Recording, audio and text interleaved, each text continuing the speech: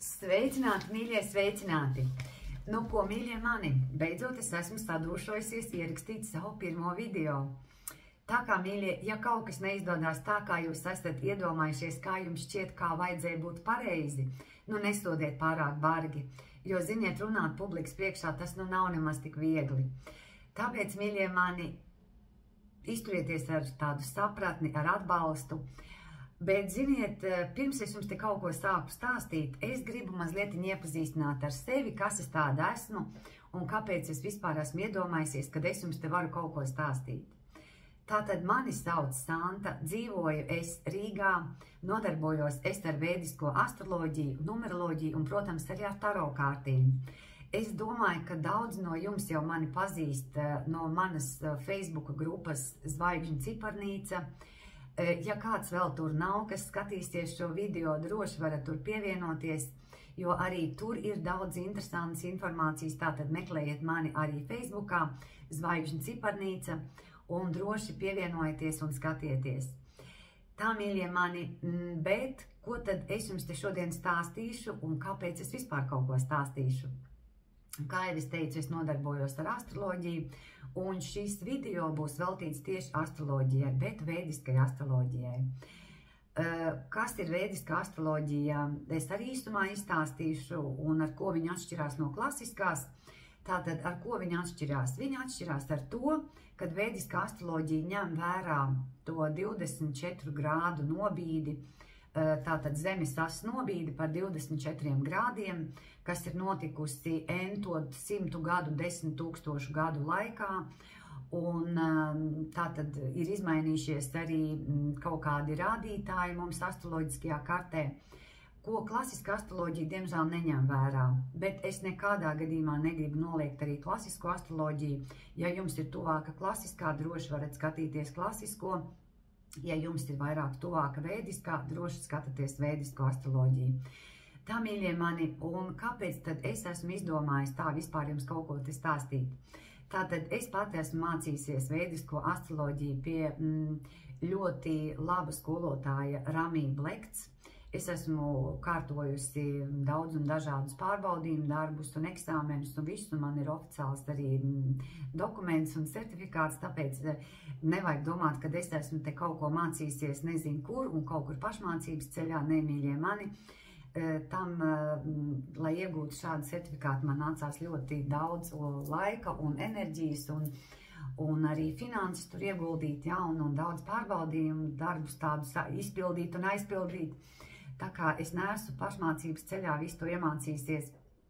Un to es esmu, un kā es vispār nonācu līdz astroloģijai? Līdz astroloģijai es nonācu, pirmo reizi es ar vēdisku astroloģiju saskāros 18. gadā, 2018. gadā, tad tajā brīdī es dzīvoju Anglijā, jo Anglijā es esmu nodzīvojis 13 gadus, un 3 gadus, kā es esmu jau atgriežusies Latvijā, mazliet vairāk kā 3,5 gan arī.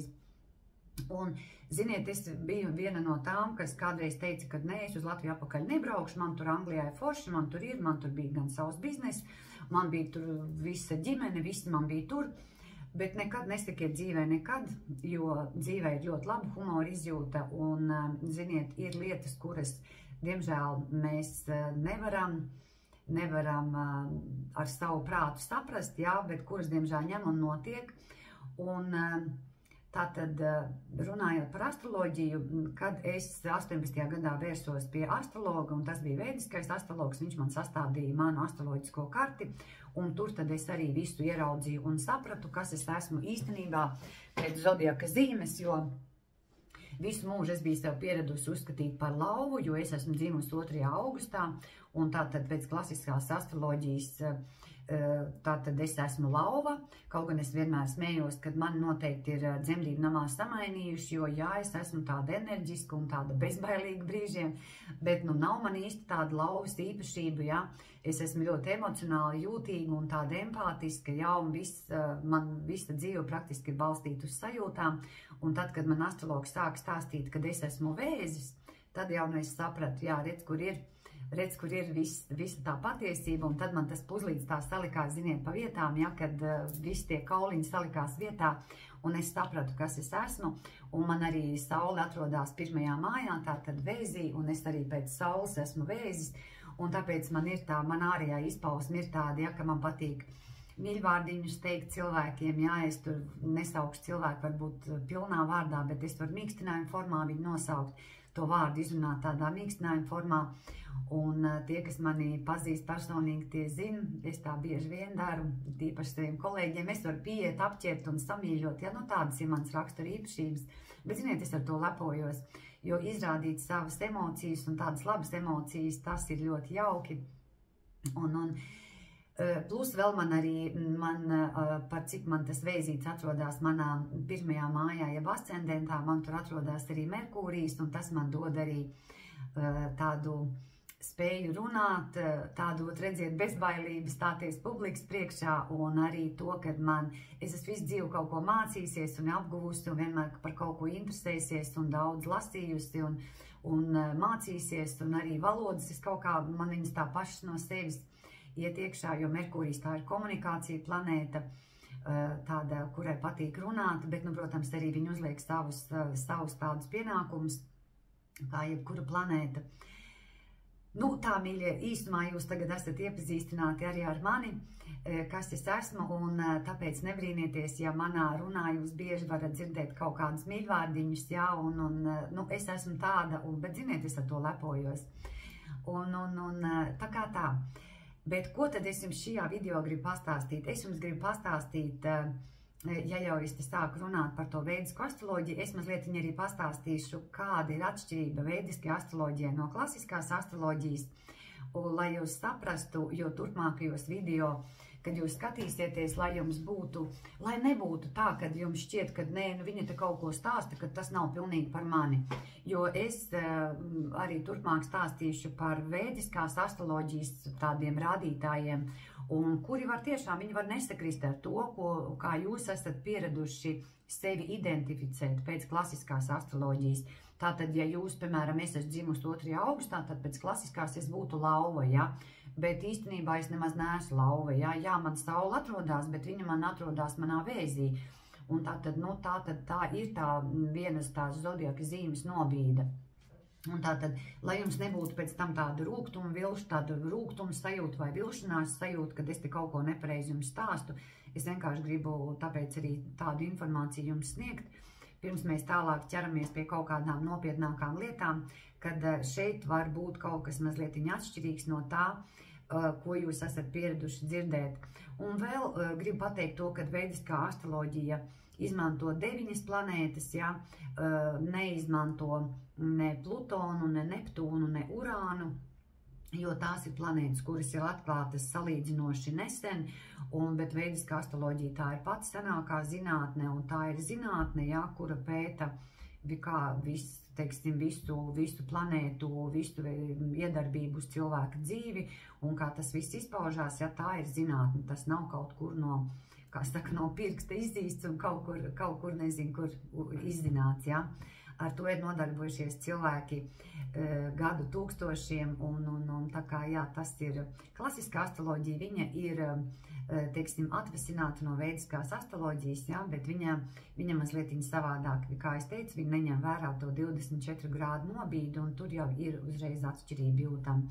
Arī tā saules atrašanās vieta, jā, viņa atšķirās vēdiskajā astroloģijā, kad saule maina tās zodiaka zīmes, un man starp citu ir zvaigžņu ciparnīcā ir tāds, varat pameklēt, ja kādam interesē, tur ir apraksts par to, kuros datumos attiecībā, teiksim, saistībā kā pēc vēdiskās astroloģijas, ja kādos datumos tad saule īstenībā maina tās zodiaka zīmes, ja tur pāriet no vienas zīmes otrā, un varbūt, kad izlasot to, jums būs pilnīgi kaut kāda cita zodiaka zīme atbilstoša saulē, bet šoreiz es pastāstīšu par to, kas ir galvenā raksturīgākā cilvēkam, kāda ir tā raksturīgākā zodiaka zīme, kas raksturo cilvēku, viņa raksturu, viņa ārējās vizuālās īpašības, jā, ieradumus un pat visādus tādus, ziniet, ikdienas tādas darbības un kā mēs izpaužamies. Ja mēs esam tātad pieraduši pēc klasiskās astroloģijas sevi identificēt ar to zīmi, kurā bija saule cilvēka dzimšanas brīdī, tad vēdiskā astroloģija to izskata savādāk. Tātad tā zodiaka zīme, kura bija austrumos pie horizonta cilvēka dzimšanas brīdī, tātad tā arī ir galvenā. Un vēdiskajā astroloģijā viņa saucās ascendents, jeb arī lagna. Un kas tad tas ir? Tātad iedomājieties, kad tas jaukais cilvēciņš, kas pašreiz uz mani skatās no tās ekrāna puses, ja, kad jūs piedzimstat un tajā brīdī stāv jūsu tētis ar fotokameru un nofotografē zvaigžņotās debesis, tātad kā viss izskatījās debesīs tajā brīdī, kad jūs tāds maziņš un mīļš piedzimāt. Tātad kā bija izvietotas zodiaka zīmes, jā, kā bija izvietotas planētas, un tas arī ir tas, kas ir noteicošais jūsu dzīvē. Un tā ir jūsu karmiskā jeb kosmiskā pase. Ja mēs sasniedzot kaut kādu vecumu vai kaut kādi iemesli mums ir vajadzīgi, mēs aizejam uz pilsonības un imigrācijas dienestu un mums tiek izsniegta mūsu fiziskā pase, tad kuru mēs, teiksim, gadu gaitā mēs viņu varam nomainīt, ja? Vienīgais, kas mums nemainās, mums tur nemainās mūsu personas kods, kas mums, teiksim, mēs tagad par Latviju runājam, ja? Kas mums ir, visi pārējie mums tur dati nomainās, arī bilde mainās, ja? Un pases numurs mainās, un arī pases ārējais izskats mums mainās, tad to karmisko pasti, jeb kosmisko pasti, ko mēs iegūstam savā dzimšanas brīdī, mēs nomainīt, mīļie, nevaram. Tā paliek ar mums visu šo dzīvi. No mūsu pirmās dzimšanas brīža, tātad no mūsu pirmās ielpas, līdz mūsu pēdējai tai dienai, kad mēs pametam šo pasauli. Jo izejot no reinkarnācijas pieņēmuma, ja, tātad mēs piedzimstam nevienu reizi, respektīvi mūsu dvēseli viņa nepiedzimst tikai vienu reizi. Viņa piedzimst katru reizi savā ķermenī, tātad šis mans ārējais ķermenis, tas ir tāds dvēselis, kā saka, uzvalciņš, jeb kleitiņa, jeb tāds apģērbs, ja. Mana dvēsele, viņa jau ir dzīvojusi kaut kādus gadus, kaut kādas iepriekšējās dzīves un arī turpinās dzīvot, ja. Tātad mēs nomainam tikai savu to vizuālo izskatu, tātad dvēsele nomaina savu vizuālo izskatu, ja. Un kāpēc ar mums viss tas notiek? Tas notiek ar mums tāpēc, ka dvēsele piedzimst, viņai ir nepieciešama kaut kāda pieredze, un izejot atkal no tādas teorijas, ja, kad pirms mēs piedzimstam uz zemes, mēs noslēdzam kaut kādu līgumu vai parakstam kontraktu ar pārējām dvēselēm, tātad ar tiem cilvēkiem, kuri ir mūsu dzīvē, ar kuriem mēs saskaramies mūsu dzīvē. Jo iedomājieties, cik uz planētas Zeme ir cilvēki, un mēs taču nesatiekamies ar visiem. Ir kaut kādi konkrēti cilvēki, kuri ir mūsu ģimene, kuri ir mūsu kolēģi, kuri ir mūsu kaut kādi paziņas, ar kuriem mēs satiekamies. Tātad tie visi cilvēki, tās ir arī kaut kādas dvēseles, ar kurām mēs esam jau pirms piedzimstam šeit, mēs esam vienojušies, ja, noslēguši tādu vienošanos, ka tieši viņi būs tie cilvēki, kuri atnāks mūsu dzīvē, šajā dzīvē un sniegs mums kaut kādu pieredzi, jo atcerieties, ka katrs cilvēks, viņš mums ir skolotājs, jā, jūs esat dzirdējuši tādu teicienu, kad bieži vien saka, ka katrs cilvēks tavā dzīvē ir skolotājs, jā, tātad tas cilvēks, tātad respektīvi tā dvēsele, viņš ir nepavelti mums parādās mūsu dzīvē, jo viņš mums nes kaut kādu mācību, viņš mums kaut ko māca, un arī mēs tam cilvēkam otram kaut ko mācam. Un ziniet, kur notiek vislielākā, vēl par to mācīšanu, jā, tātad kas tas ir? Tātad tas ir, kāpēc mēs satiekam tos citus cilvēkus? Tāpēc, ka mums ir vajadzīgs mūsu kaut kādi karmiskie uzdevumi mums ir jāizpilda.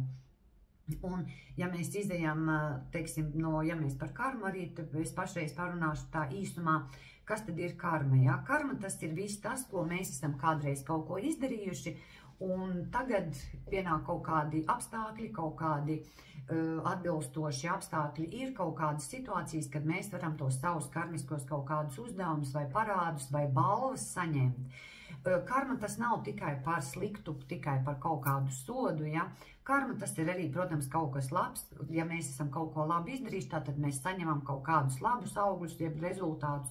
Ja mēs esam izdarījuši kaut ko sliktu, tad mēs arī attiecīgi saņemam tam savam nodarījumam, attiecīgi saņemam kaut kādu to nodarījuma, teiksim, tās sekas mēs arī izjūtam. Karma, protams, par karmu es domāju, ka, ja jums būs interesanti šī tēma, es arī pastāstīšu citos video, kāda veida karmas ir un kāpēc notiek tā, kā notiek, un kas tad, es domāju, ka daudz no jums atradīs atbildes uz tiem jautājumiem, bet tagad es vēl mazliet gribu pievērsties tai mūsu kosmiskajai pasei, kas tad tā ir un ko viņa vispār nozīmē. Tātad piedzimstot mēs saņemam kaut kādu savu vizuālo ķermeni, vizuālo tēlu, izskatu, jā, un kas tad tas ir? Tātad mūsu dvēsele piedzimst kaut kādā brīdī, un par to atbild kaut kādu zodiaka zīmi, tātad kas ir pie horizonta austrumos, kad mēs piedzimstam. Un attiecīgi atbilstoši tai horoskopa zīmei, tai zodiaka zīmei, tās zodiaka zīmes raksturojumam, mēs arī iegūstam savu fizisko ķermeni. Tātad, ja es esmu piedzimusi un mana galvenā zodiaka zīme, jeb ascendents ir Vēzis, un mana Vēža planēta, tas ir mēnesis, tad arī kā tas man ārēji izpaužās, ja? Es esmu tieva, es esmu tāda, nu, teiksim, tie ir cilvēki, varbūt arī ar apaļīgām sejas formām, jo mēnesis tas ir gan, teiksim, kā apaļš, ja? Viņš var būt arī apaļš, viņš var būt arī tievs, jo mēnesis, ziniet, ir dilstošs un ir augošs, un tur var būt dažādas tie veidi, ja? Bet tur jāskatās arī plus vēl tās citas papildus, tās kaut kādu planētu, teiksim, vai aspekti vai iedarbības, ja? Tas daudz ko liecina arī par mūsu ārējo izskatu. Tātad mēs piedzimstam atbilstoši kaut kādai zodiaka zīmei, un arī mēs iegūstam savu vizuālo tēlu atbilstoši šīs zodiaka zīmes raksturojumam. Tātad es kā Vēzis, ja? Esmu gan, teiksim, tieva, un esmu varbūt tāda, ziniet, man ir nevis problēmas, bet paldies Dievam, varbūt no vienas puses, ja, man ar lieko svaru man īpaši nekad problēmas nav bijušas, jau man pat kolēģis saka, tu taču var ēst visu, tev tas viss nekādīgi neietekmē, jā, tā tas arī darbojās, un arī raksturīpašības, ja, tātad mans Vēzis, ko viņš man nosaka, arī viņš man nosaka to, kad es esmu emocionāli, ja, jo mēnesis tās ir mūsu emocijas, tās ir mūsu sajūtas, es apkārtējo pasauli, es uztveru caur savām sajūtām, es esmu tāda emocionāla, ja. Vēzis tie ir cilvēki, kas mīl rūpēties par citiem, kuriem ir ļoti svarīga ģimene. Es esmu tāda izteikta, ziniet, tāda mamma vista, ja, kurai nav svarīgi, cik bērniem ir gadi, vienmēr man viņi ir mazi bērni, un vienmēr es par viņiem interesēšos. Tad arī tas vēl, kad es visus, man patīk visus tajos mīļvārdiņos saukt, ja, arī bērnus es bieži nosaucu tādos, tā kā viņi vēl būtu maziņi, ja, nu tāda es esmu, bet kā es teicu, ziniet, es nu tā kā lepojos ar to, kad es esmu tāda, kāda es esmu, un es sev mīlu, un es sev pieņemu tādu, kāda es esmu. Tātad tā ir mana tā karmiskā pase, kāda arī jums katram ir. Un tātad tā zodiaka zīme, kur ir tajā pirmajā mājā, jeb ascendentā, tā arī raksturo jūs. Kas tad ir otra svarīgākā zīme, izejot no vēdiskās astroloģijas? Otra svarīgākā zīme zodiaka zīme ir tā, kurā atrodas jūsu mēnesis.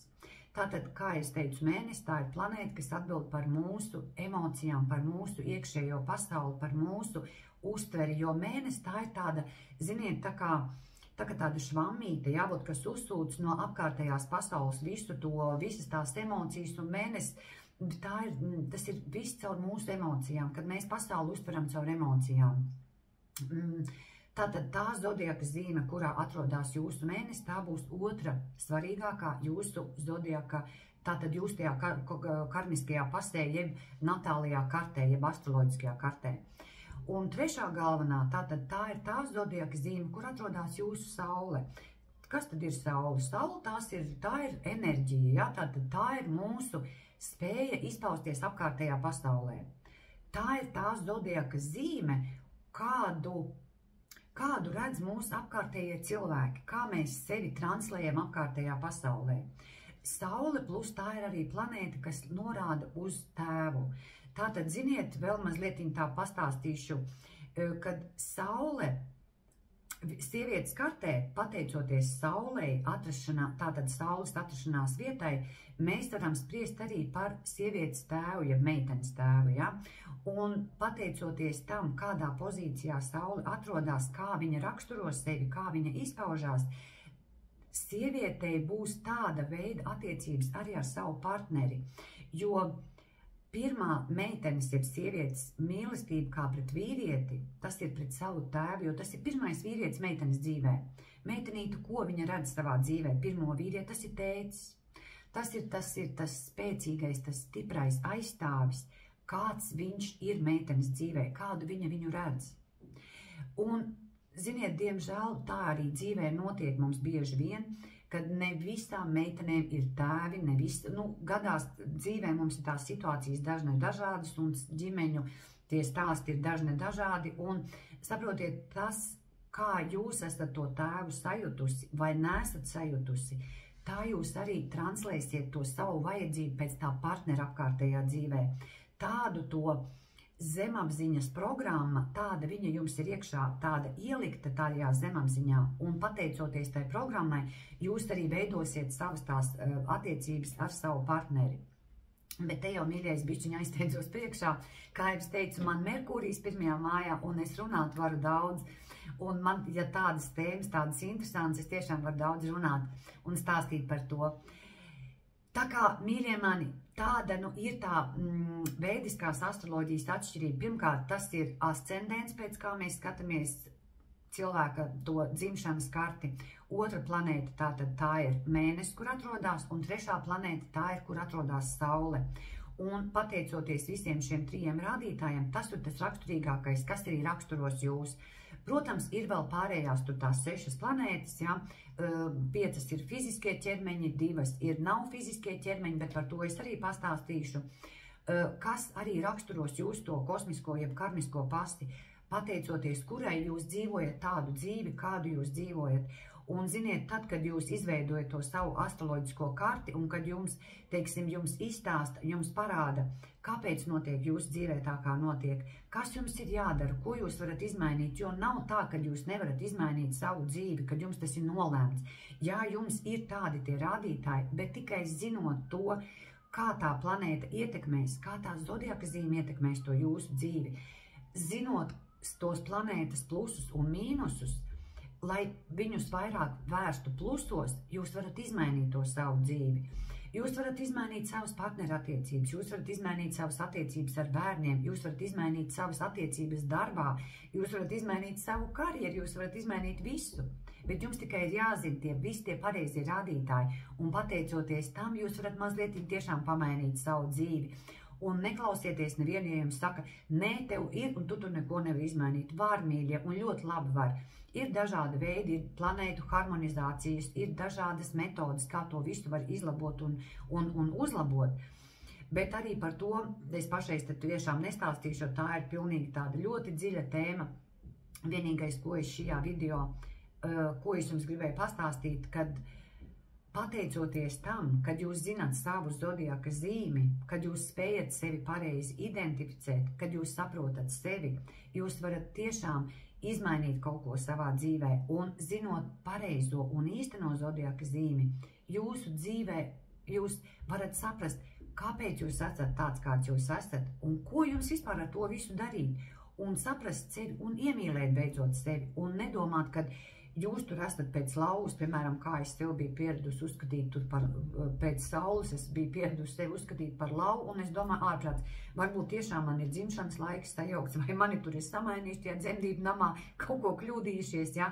Bet tad, kad es uzzināju, kas es īstenībā esmu, un tad, kad es sāku saprast sevi, un tad, kad es sāku dzīvot saskaņā ar savu zodiaka zīmi, ticiet man atkrita ļoti daudz jautājumu. Mana dzīve, viņa ziniet, ieguva tādu pareizu virzienu, un es sāku dzīvot pilnīgi pareizi un saprast sevi, un saprast, kāpēc manā dzīvē notiek tā, kā notiek, kāpēc es visus cilvēkus gribu mīlēt, kāpēc es visus gribu saukt mīļvārdiņos, un kad man nav jākaunās par to, ka es esmu tāda, kāda es esmu, jo man bija ļoti daudz kompleksu. Un kādreiz, lai es sadūšotos kaut ko izdarīt tādu, ko es daru tagad, ticiet man šķita, ka tas nav par mani, ka tas nav priekš manis, jo man ir uzspieduši lauvu, bet īstenībā es vispār neesmu nemaz tāda. Un kad es varu atļauties darīt to, jo es saprotu, kas es esmu un ko es no sevis varu sagaidīt un uz ko es nekad dzīvē nebūšu spējīga, jo man tas nav raksturīgi. Tā kā, mīļie mani, tāds bija tas mans pirmais video, tāds bija tas mans ieskats, mana iepazīšanās ar jums, tiem, kas mani pazīst. Rakstiet, kā jums patika, lieciet savus sīkšķīšus, atbalstiet mani un, ziniet, rakstiet savus jautājumus, sakiet, ko jūs gribētu zināt, kas jūs vairāk interesē, jo es turpināšu savus video un tie būs tagad tādi mani, kur jūs arī varēsiet mani redzēt un varēsiet mani dzirdēt un varēsiet uzdot arī savus jautājumus. Tāpat arī rakstiet tajā zvaigžņu ciparnīcā manā Facebook grupā, ja jums tur kaut kas interesē vai kaut kādas atsauksmes. Un visiem paldies, kas skatījās un tiekamies nākošajos video un es ceru, ka šis tāds pirmais video, ziniet, kā parasti tas teiciens, ja, krieviski saka, первый блин комом. Jā, starp citu, es vēl gribu pateikt, ka šeit arī būs video krievu valodā, jo man ir ļoti daudz cilvēki, izējot no tā, kad es Anglijā dzīvoju, man ir ļoti daudz lietuviešu draugi, lai arī es runāju lietuviski, ja, bet, tik droši es vēl neesmu, lai es publikas priekšā lietuviski runātu, bet ir cilvēki, man lietuviešu draugi, kas nesaprot latviešu valodu, bet kuri saprot krieviski, un tāpēc, mīļie, šajā kanālā būs arī video krieviski runājošiem maniem draugiem un paziņām, tā kā nebrīnieties, ja, kad šeit būs gan krieviski, gan latviski visa informācija pieejama, ne visa, bet ļoti daudz informācijas. Un tā, mīļie, manu pirmo video tātad es beidzu, un rakstiet, atbalstiet mani, rakstiet, kā jums patika, kas izdevās, kas neizdevās, ko jūs gribētu zināt, ko jūs gribētu dzirdēt. Un ziniet, ko, mīļie, liels jums visiem paldies, paldies jums visiem par atbalstu. Un, tiekamies atkal drīz nākošajā video.